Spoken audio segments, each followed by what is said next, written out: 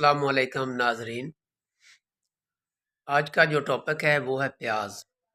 میرے کسان بھائیوں نے اس دفعہ پیاز بہت زیادہ لگایا ہے۔ میں نے کافی دوستوں سے رابطہ کیا ہے، بلکہ 3-4 ضلعوں میں نے رابطہ کیا، میرے دوست ہیں۔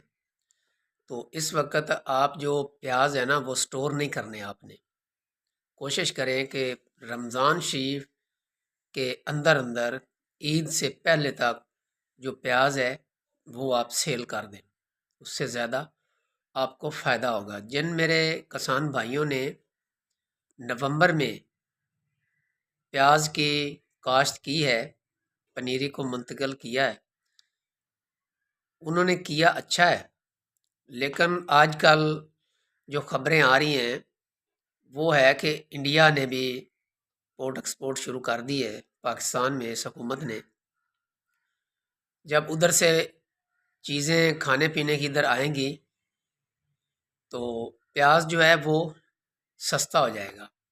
تو اس سے بہتر یہی ہے کہ جن میرے دوستوں کا پیاز تقریباً 80% تیار ہو جائے تو وہ یہ نہ سوچیں کہ ہم اس کو 100% تیار کریں، اس کا وزن بڑھائیں، اس کی زیادہ اوسط لے لیں۔ میں تو کہوں گا کہ عید سے پہلے تک جن میرے کسان بھائیوں کا جو پیاز جنہوں نے لگایا ہے، اگر وہ 80% بھی تیار ہو جائے تو وہ ضرور مارکیٹ میں لائیں اور سیل کریں، اور اس چکر میں نہ پڑیں کہ وہ 600 من ہو جائے گا، 800 من ہو جائے گا۔ وہ جتنا بھی ہو جائے آپ اسے سیل کرنے کی کوشش کریں، کیونکہ ہم اس کو کتنی دیر تک سٹور کریں گے؟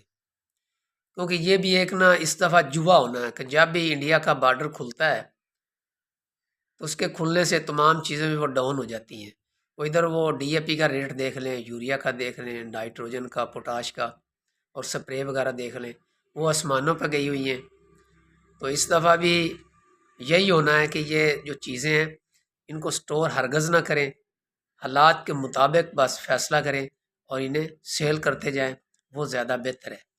یہ ایک مردہ چیز ہے، ایسے سمجھ لیں کہ اس کی عمر ہے اس دفعہ کم ہو رہی ہے، یہ ایک مردہ ہے جس کو ہم نے دفنانا ہے۔ بجائے اٹیک کرنے کے یہ بہتر ہے ہم وقت کی مناسبت سے کلٹی لیں اور اسے سیل کر دیں، تو وہی میرے دوست بھائی کامیاب ہوں گے جو وقت کی مناسبت سے فیصلہ کریں گے۔ لیکن آپ زیادہ کوشش کریں اسے سیل کرنے کی، اگر آپ کو حالات 20 رمضان کے بعد اجازت دیں کہ اپ ڈاؤن اس کا ریٹ بڑھنے کے چانسز ہیں تو ضرور رکھیں، ادروائز اس پورے پیاز کو آپ سیل کریں، اس میں آپ کو فائدہ ہے۔ تو میں اجازت چاہتا ہوں، اللہ حافظ۔